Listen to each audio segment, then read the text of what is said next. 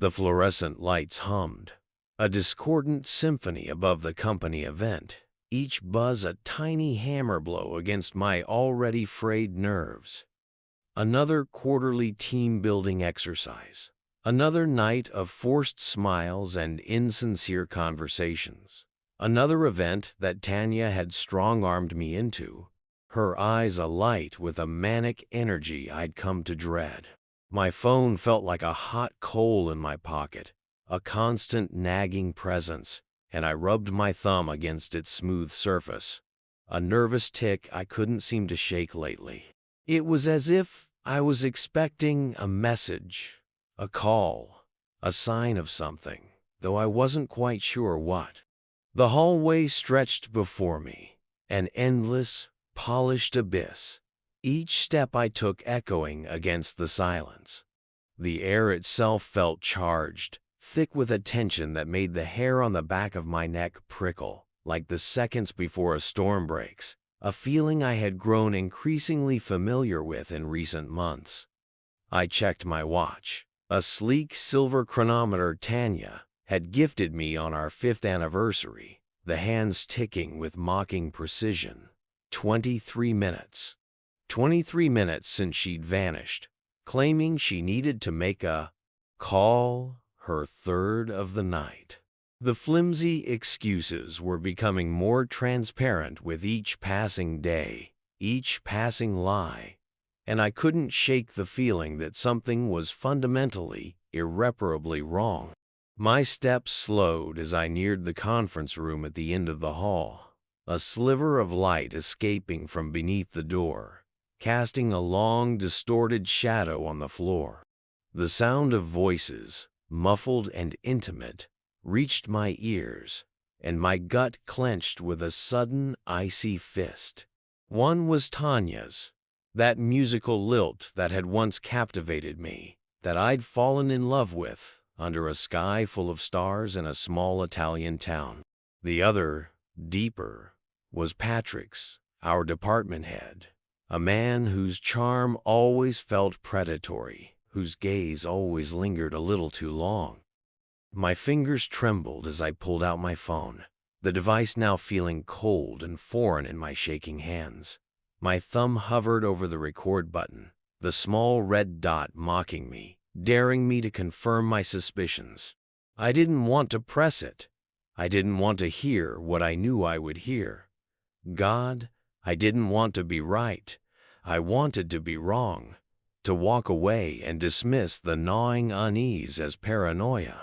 But something inside me had already cracked, leaving behind a cold, crystalline clarity, a terrible, sinking certainty. I imagined the scene inside, their bodies entwined, their hands touching, and a surge of anger, sharp and sudden, coursed through me. Then, I pressed the record button. I can't keep pretending anymore. Tanya's voice, breathless and laced with longing, drifted through the crack, the familiar cadence now warped by a strange, unfamiliar desire. With Albert, everything's so predictable, safe, like living in a beige painting, a perfect, monotonous loop with no room for spontaneity, no space for passion. A low, throaty chuckle answered her, Patrick's, and the sound sent a shiver down my spine, a visceral reaction of disgust and anger. And with me? With you? She paused, her breath hitching. With you I feel alive, seen, like a dormant seed finally sprouting after a long, cold winter. When you touch me, a pause, thick with unspoken desire. It's like waking up after years of sleepwalking. A sudden rush of color in a monochrome world. With you, I am not just Albert's wife. I am just me. My free hand slammed against the wall, the plaster cool against my burning skin, trying to steady myself as the world tilted on its axis, my vision blurring. The phone screen swam before my eyes, the small icons becoming distorted and unrecognizable, but I forced myself to keep it steady, the record function engaged, capturing every word, every damning phrase. Each syllable was a fresh wound, each phrase a new blade twisting in my chest, a painful confirmation of the betrayal I had suspected. Your husband's so wrapped up in his little routines, his spreadsheets, and his schedules, Patrick said, his voice dripping with smug satisfaction, the tone condescending and mocking. He probably hasn't even noticed the changes in you. The way your eyes light up when I walk into a room, the way you laugh at my jokes, the little touches that linger just a bit longer than they should. He's probably too preoccupied to notice, too blind to see what we share. Albert notices, just not the right things. Tanya's voice was low, almost a whisper, laced with a mixture of sadness and frustration. He'll spot a coffee stain on my sleeve from across the room, but he'll miss the fact that I am drowning inside, suffocating under the weight of his expectations and his schedules. With you, I don't have to explain. You just understand. You just know what I need without me having to ask for it, without having to spell it out. A sound of movement from inside the room, a sudden sharp noise, made me instinctively press myself against the opposite wall, shrinking into the shadows, my body tense, my muscles coiled. My heart was hammering, a frantic drumbeat against my ribs, loud enough to break the fragile silence. Then I heard a loud thump, followed by a sharp gasp of pain, and then a low moan. I peered through the crack in the door, my heart hammering in my chest. The scene inside was chaotic. Tanya was on the floor, her legs tangled in the sheets, her face contorted with pain, clutching her wrist. Patrick was scrambling to his feet, his face pale, with a mixture of panic and guilt. His gaze darting between Tanya and the door. He'd clearly been caught off guard, a rabbit caught in the headlights. The image solidified the truth.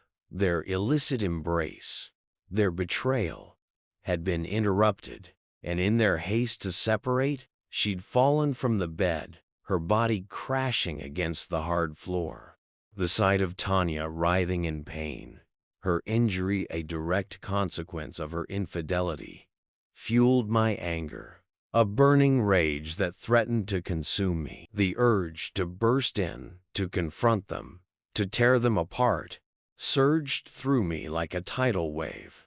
But the cold, whispering voice in my head, the one that had been raising doubts, suspicions for months now, held me back.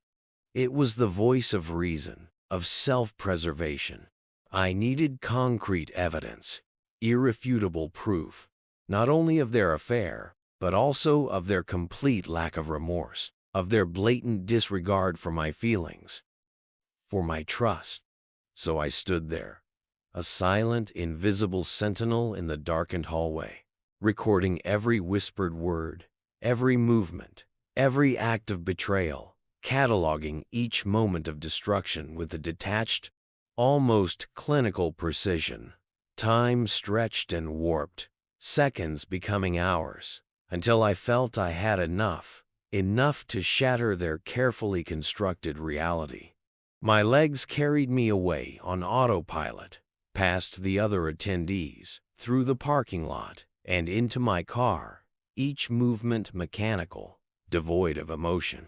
The steering wheel was cold under my palms, the leather feeling unfamiliar.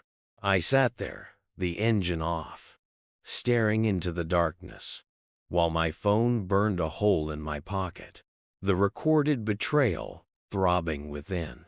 The recording was a shield, a weapon, the truth I needed to dismantle our marriage and everything we had built together. But right now, I couldn't bring myself to listen to it again. I couldn't face the cold reality of the evidence. I couldn't go home to that bed, to our life, to our carefully constructed web of lies. I started the engine, the powerful engine roaring to life, breaking the silence of the night. The darkness stretched before me, a void mirroring the emptiness inside, and I took it, leaving behind the wreckage of my marriage in that fluorescent-lit hallway. Tomorrow would be time enough for confrontations and consequences. Tonight, I needed the darkness, the motion, the illusion of escape. The city lights blurred as I drove, my mind a kaleidoscope of images, replaying every moment, every sign I had missed or chosen to ignore. The late nights she said she was working, the sudden interest in fitness and a new wardrobe, the stolen glances, the way she would pull away when I tried to kiss her. The tears came eventually, silent and hot, scalding my cheeks. But I kept driving, pushing the car and my emotions to the limit. Sometimes the only way forward is through the dark, a blind descent into the unknown, with the hope of finding the light on the other side. Dawn crept through the windows, a pale, sickly light painting the sky a depressing shade of gray. I pulled into the driveway, the tires crunching on the gravel, my eyes burning, gritty, from a sleepless night spent driving aimlessly. The house stood silent, almost mocking in its normalcy, a monument to a life that now felt like a cruel joke.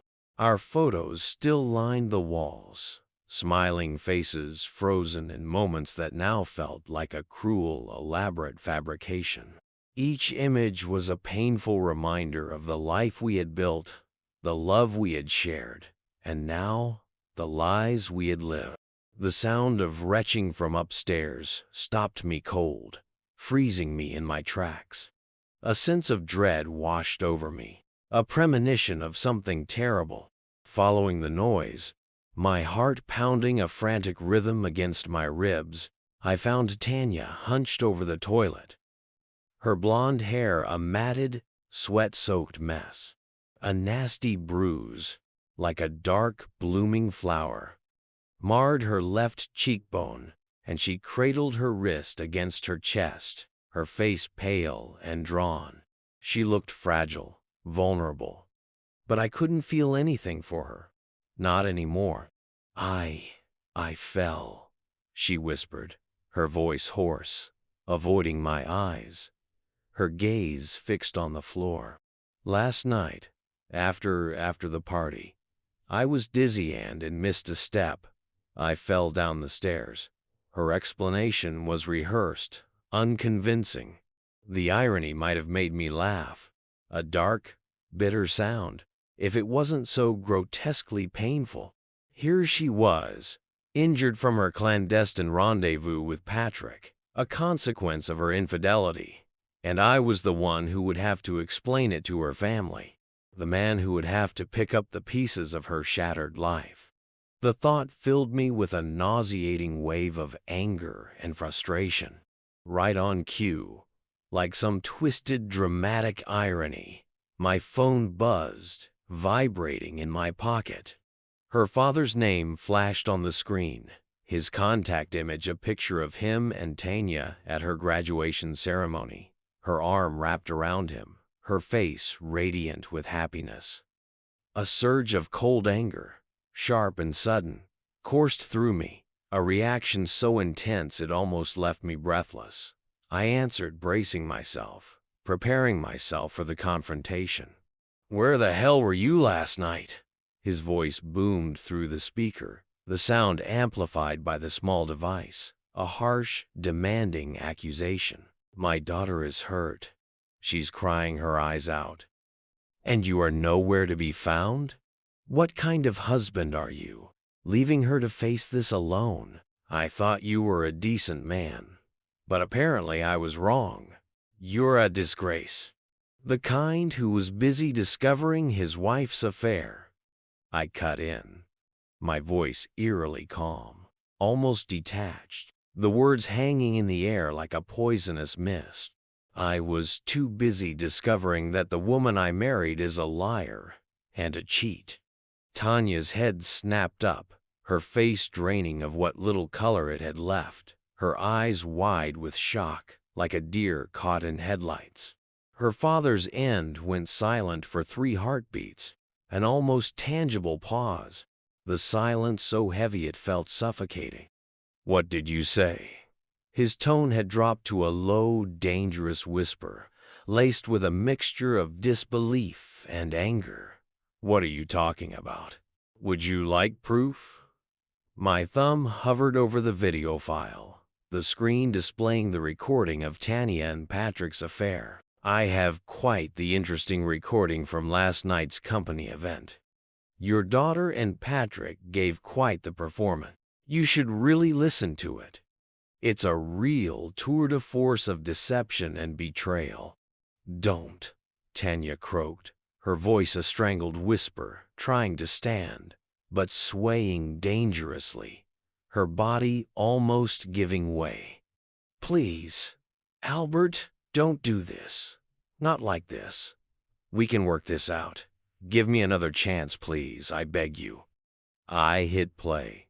The sound of her voice, that breathless laugh I had once adored, filled the bathroom, now twisted into something ugly, something that made my skin crawl. Her father's breathing grew heavy and ragged on the other end of the line as the recording continued, Tanya's words echoing in the small space, incriminating her.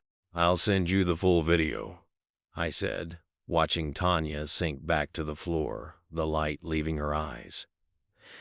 "Then you can stop calling me a negligent husband. Your daughter's injuries? She got them while she was with her lover, with the man who was supposed to be our friend. So, no, it's not my responsibility anymore. Not my problem." "Jesus Christ," her father muttered. The man who had always treated me with barely concealed disdain now sounded deflated, ancient, his voice tinged with defeat. "Tanya, what have you done? What in God's name have you done?" She reached for my hand, her fingers trembling, but I stepped back, maintaining the ever-widening chasm between us. Her fingers clawed at empty air before falling limply to her side, her body consumed by exhaustion and despair. "I was going to tell you," she whispered, tears carving tracks through her mascara, leaving dark streaks on her face. I didn't know how. I was afraid, Albert. I was so afraid to lose you." "When?" I asked, my voice flat, devoid of emotion. "Before or after destroying everything we built together? Before or after stabbing me in the back?" The bathroom suddenly felt too small, too intimate, the air thick with unspoken accusations and unresolved emotions. The scent of her perfume, the one I'd always loved, now mixed with the sour, acrid smell of vomit, made my stomach turn. Her father was still on the line, his silence heavy with judgment for once, not directed at me. "I am sending the video now," I said into the phone, my voice devoid of all emotion. "Handle her from here. I am done. I am officially done with this whole charade." As I turned to leave, Tanya called out, her voice breaking, her words desperate. "Albert, please, don't do this. We can talk about this. We can fix this. I know we can. I made a mistake. I just got carried away. It didn't mean anything, Albert. It was just a mistake." "A mistake?" I laughed, the sound harsh even to my own ears, a bitter, mocking laugh. "A mistake is forgetting to pick up milk from the store, Tanya. This was a choice, a deliberate act, multiple choices, made over and over again, a series of lies and betrayals. It was not a mistake." Her father's voice crackled through the speaker, attempting some kind of damage control, some pathetic attempt to salvage the situation. "Son, maybe we should all sit down and talk this through rationally. We can all work this out like adults." "No." The word cut through the air like a blade, a final, definitive pronouncement. "I've sat through enough lies. The evidence is in your inbox. I'll let my lawyer handle the rest. Don't ever contact me again." I walked out of the bathroom, out of our bedroom, down the stairs that had echoed with our laughter and shared secrets just days before. Behind me, I could hear Tanya's sobs and her father's muffled attempts at comfort through the phone. But they sounded distant now, like a movie playing in another room, a tragic tale that no longer involved me. The morning sun hit my face as I stepped outside, harsh and unforgiving, exposing every shadow, every flaw. It felt fitting somehow, this bright, merciless light exposing every crack in the foundation of what I had believed was an unbreakable love, revealing the rot beneath the surface. I got in my car, the leather seat cold against my skin, my phone already open to my lawyer's contact information, my thumb hovering over the call button. Some bridges you don't just burn, you demolish them completely, salt the earth, and never look back. I rang their doorbell at exactly 8 p.m., a deliberate choice. It was a time when I knew they would both be home, comfortably settled in their expensive suburban nest, unaware of the storm brewing outside their carefully constructed world. The evidence sat heavy in my pocket, a digital time bomb ready to explode their seemingly perfect life. The weight of it was almost comforting, a tangible reminder of the injustice I had suffered and the retribution I was about to unleash. Kathy answered, her usual warm smile fading as she took in my expression, her eyes widening with a flicker of concern. She looked tired, her face slightly drawn, her hair pulled back in a casual ponytail, a stark contrast to the perfectly coiffed look she usually presented. "Albert, is everything okay?" she asked, her voice laced with a note of apprehension. She stepped aside, allowing me to enter, her concern etched across her face. "We haven't seen you or Tanya in weeks. We were starting to worry. Is Patrick here?" The words felt like ash in my mouth, the taste bitter and acrid. The mere mention of his name was like a fresh wound, reopening old scars. She called into the house, her voice clear and slightly strained, and Patrick appeared from his home office, his laptop clutched in his hand like a shield. He was dressed in a casual polo shirt and chinos, looking relaxed and comfortable, completely at ease in his own home, unaware of the chaos he had created. His confident stride faltered slightly when he saw me, a flicker of fear, almost imperceptible, crossing his face before his usual mask of charm slipped into place, his expression becoming one of practiced affability. "Albert, this is unexpected," he said, his voice smooth and unctuous, maintaining a careful distance, his body language betraying his unease. He set his laptop down on a side table, the screen still glowing with some half-finished document. His actions too casual, too studied. "Can I get you a drink? What brings you here tonight?" "I think you'll want to be sober for this," I replied, my voice flat, devoid of emotion, my gaze fixed on his face. The casual banter, the attempt at friendliness felt like an insult. I reached into my pocket, my hand closing around the cool, smooth surface of my phone. "You should both sit down. This might take a while." They exchanged glances, a silent communication passing between them, a shared understanding that something was terribly wrong. They complied, settling onto their expensive leather couch, the plush cushions sinking beneath their weight. Kathy's hands twisted in her lap, a nervous habit I had observed over the years of shared dinner parties and summer barbecues, her fingers picking at the fabric of her dress. Patrick adjusted the neckline of his polo shirt, a nervous tick I'd never noticed before, trying to project casualness while his eyes tracked my every move, his gaze darting around the room, as if searching for an escape route. "What's this about?" he asked, his voice steady but thin, his forced calm betraying the underlying tension, the unease that was building beneath the surface. He tried to maintain eye contact, but his gaze kept flickering away. I hit play, the screen illuminating with the telltale recording, the sound filling the room, drowning out the silence. Tanya's voice, breathy and intimate, filled their living room, followed by Patrick's low, seductive murmur, the unmistakable sounds of intimacy, of betrayal, echoing around them. Kathy's face crumpled like tissue paper in the rain, her features distorting with a mixture of shock, disbelief, and pain, her body collapsing as if she had been struck a physical blow, while Patrick's mask shattered completely, his carefully constructed facade collapsing like a house of cards. His face went pale, his eyes widening with horror. "Turn it off." He lunged for the phone, his hand outstretched, his face contorted with panic, but I stepped back, maintaining the distance between us, letting the recording continue, letting the evidence speak for itself.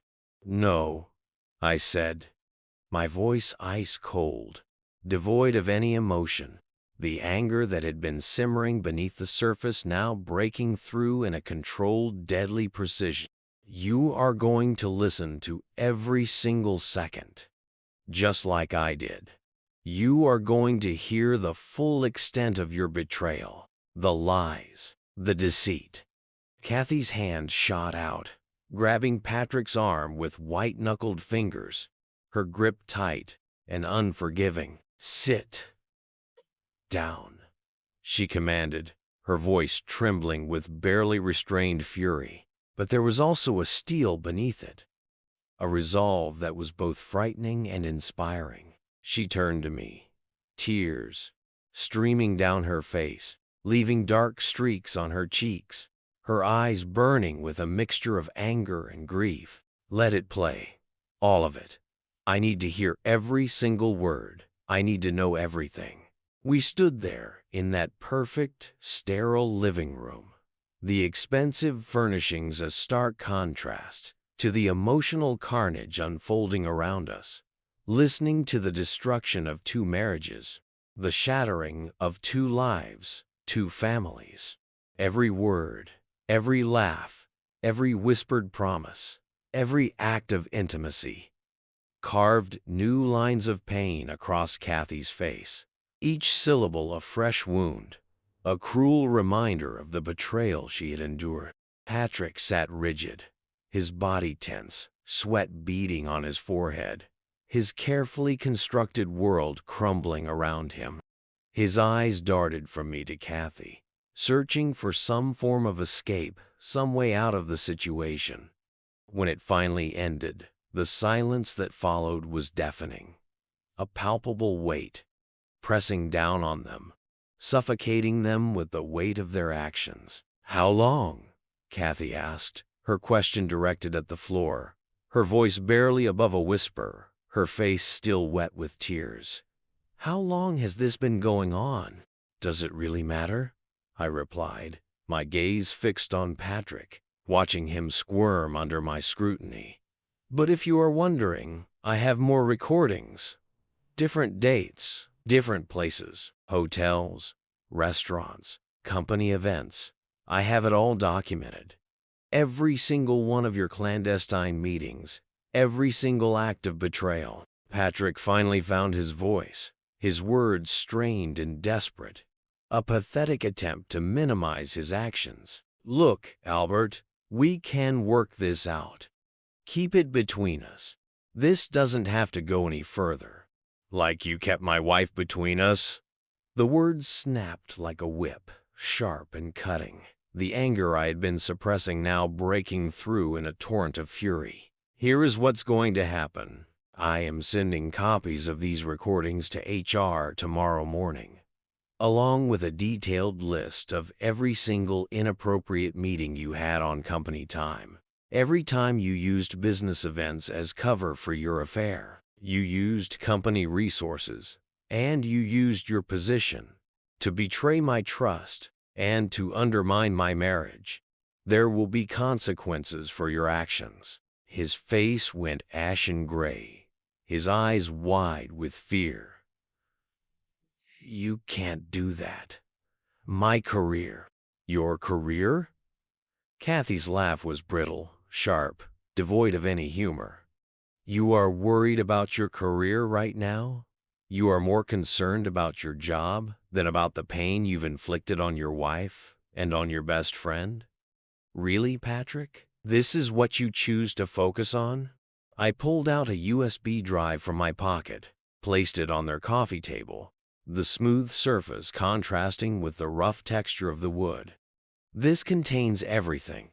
Every recording, every email, every hotel receipt I could track down. Kathy, it's yours to use however you see fit. You deserve to know everything, and you deserve to make your own choices." She picked up the drive, her fingers trembling, her gaze fixed on the small device. "Thank you, Albert," she whispered, her voice thick with emotion. "Thank you for showing me the truth."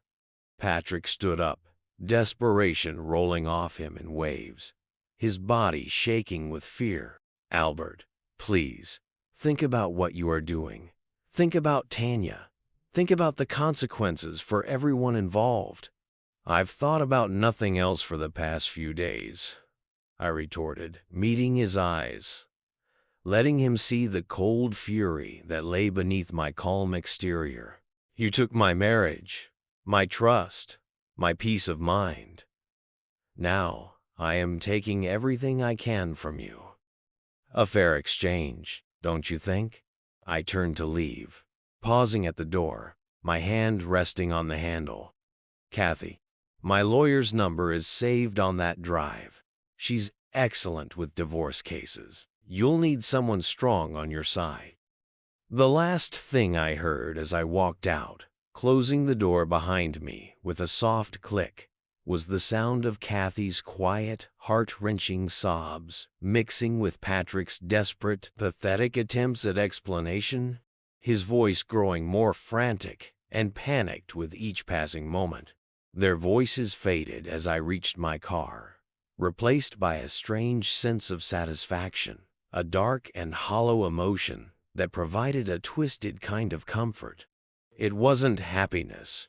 That was something I no longer recognized, an emotion that felt distant and foreign. But watching Patrick's perfectly constructed life fracture, unravel, and fall apart, that felt like justice. Cold, bitter justice that wouldn't fix anything, wouldn't heal the gaping wounds, but perhaps it might help me sleep at night, a temporary solace in the darkness. I caught a glimpse of their house in my rearview mirror as I drove away. The warm lights in the windows seemed dimmer now, the perfect facade exposed for what it truly was, a lie. Another marriage splintering in the quiet suburbs, another family falling apart behind closed doors, another victim of betrayal and deceit. But unlike Tanya and Patrick, at least Kathy would face it with the truth in her hands, armed with the evidence she needed to begin the long process of healing and rebuilding her life. And that, I thought, was a small but significant victory. The lawyer's office felt more like a mausoleum than a place of business. A sterile, lifeless space filled with polished wood, hushed voices, and the stale scent of old paper. The atmosphere was heavy with unspoken tension, the air thick with the weight of broken promises and shattered lives. Tanya sat across from me, her usual vibrant energy dimmed, her body language conveying a sense of defeat and exhaustion. The bruise on her cheek had faded to a sickly yellow, a pale reminder of the physical violence she had endured, but she still favored her injured wrist, as if the pain were a tangible reminder of the consequences of her actions. I wondered if she saw the symbolism, if she understood that physical wounds healed while the emotional scars remained raw and open. Our lawyer, a woman named Miss Eleanor Vance, with a reputation for being both ruthless and efficient, shuffled papers with practiced efficiency, her movements precise and economical, her voice a steady drone, monotonous and emotionless.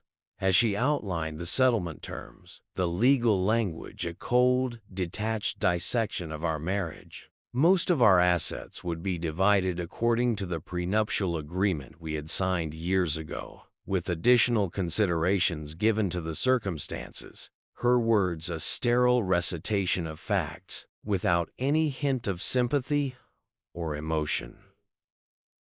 The house would be sold, the proceeds split, each half a painful reminder of what we had lost, what we had destroyed. My evidence of her infidelity, the recordings and the emails, had made the negotiations remarkably one-sided, stripping Tanya of any power, any leverage.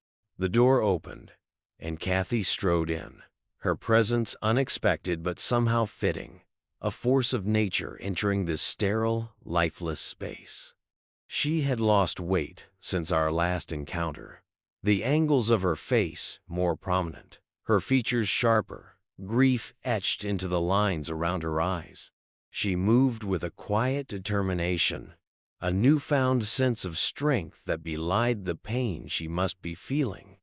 Her gaze locking onto Tanya, who seemed to shrink in her chair, her body language conveying a sense of fear and shame.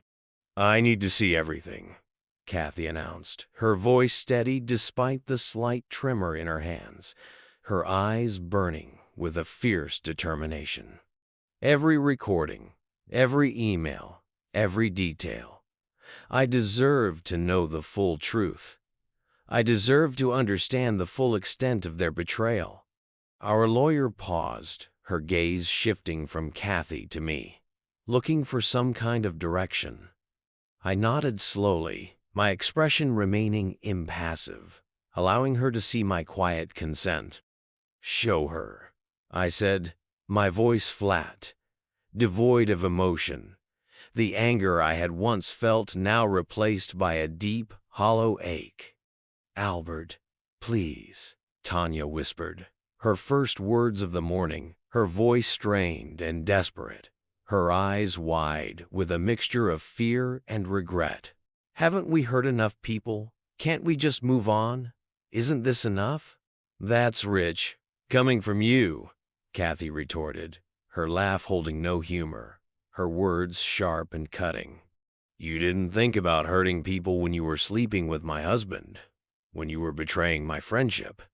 You didn't think about the pain you were inflicting on others. So why should I care about your feelings now?" The lawyer produced a tablet, the screen lighting up as she pulled up the files, the recordings, and the emails. Kathy sat rigidly, her body tense, her gaze fixed on the screen, absorbing every detail, every word, every act of betrayal, as if memorizing every single piece of evidence. Tanya stared at her hands, her fingers twisting in her lap, her face a mask of despair. The only sounds were the soft tap of the lawyer's pen against her notepad and Kathy's occasional sharp intake of breath, each sound a sign of the pain she was enduring. I watched them both, feeling strangely distant from the scene, as if I were observing everything through a thick pane of glass, a detached observer of a tragic play. The rage that had driven me to this point, the all-consuming anger that had fueled my actions, had burned down to cold embers, leaving behind a hollow emptiness, a sense of profound sadness. In its place was something closer to pity, a strange, unexpected feeling, not just for Tanya, but for all of us, trapped in this sterile, soulless office, sorting through the ashes of our marriages, of our lives. We were all victims of betrayal, of deception, of the choices we had made.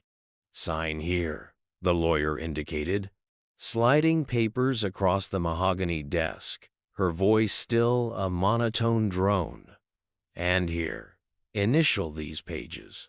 My pen moved mechanically, each signature another nail in the coffin of our marriage, a final, irreversible act.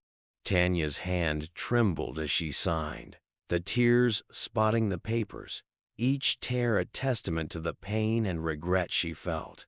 She'd tried to explain herself earlier, started some rambling speech about loneliness and mistakes, about feeling lost and confused, but I had stopped her, cutting her off with a single sharp word. Explanations wouldn't change anything now. There was nothing left to say. There was nothing left to salvage.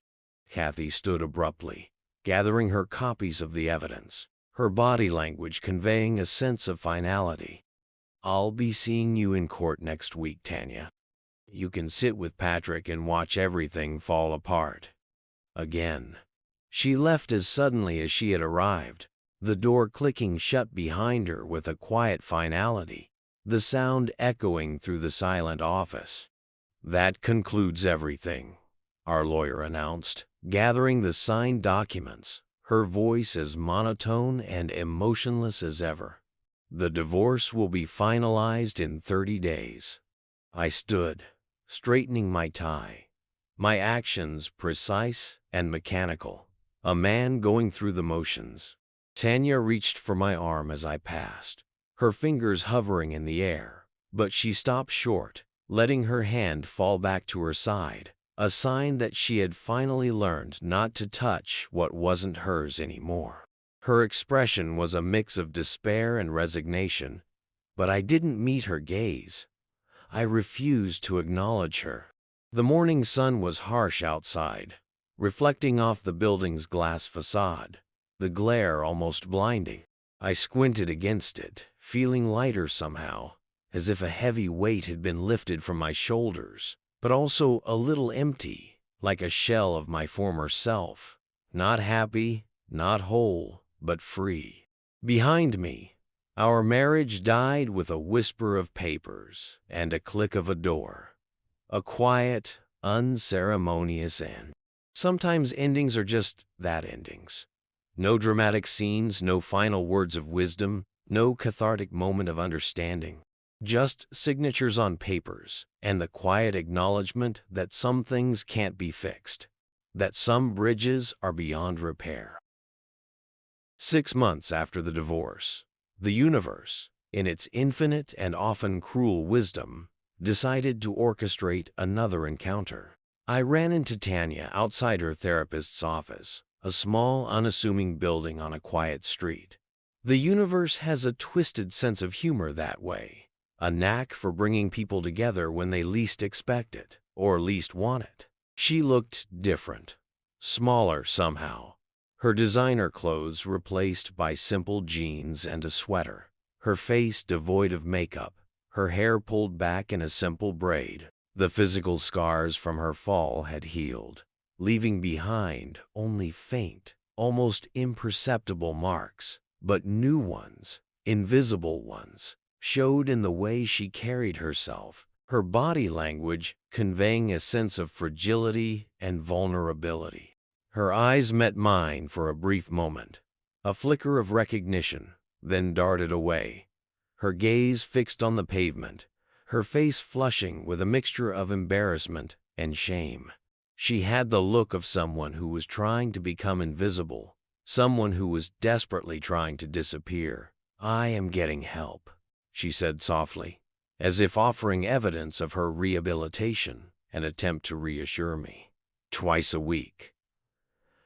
Dr. Matthews says I have PTSD from everything. She's helping me deal with what happened." I nodded, unsure what to say, my mind blank. What do you say to someone who was once your whole world, the woman you thought you would spend the rest of your life with, then became your greatest betrayer, a source of profound pain and disappointment, and now stood before you as neither friend nor enemy, just a person carrying her own wreckage, a victim of her own choices? "Patrick moved to Chicago," she continued, her voice steady but thin, laced with a hint of bitterness, "with his new girlfriend, 25 years old." A bitter laugh escaped her lips, the sound humorless and sad. "I guess that's the only justice we ever get." The satisfaction I had expected to feel, the sense of vindication that had once driven me, didn't come. Instead, there was just a hollow acceptance, a profound sense of emptiness. We stood there in the afternoon sun, two survivors of the same shipwreck, finally reaching different shores, battered, bruised, but still alive. We were both victims of the same storm, but we were both dealing with the aftermath in our own way.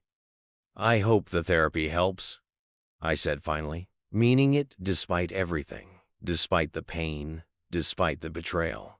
It was a genuine sentiment, a quiet wish for her recovery.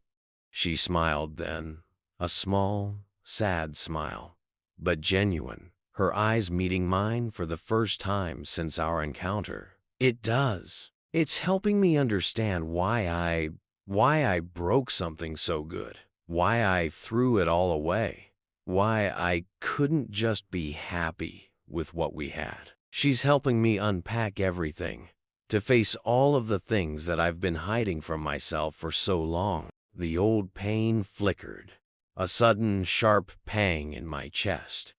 But it was distant now, like lightning in another county, a reminder of a storm that had long since passed. "Sometimes understanding why doesn't change what happened, Tanya.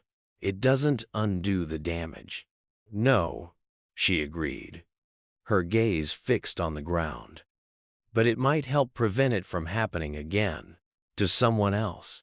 I want to be better. I want to learn from my mistakes.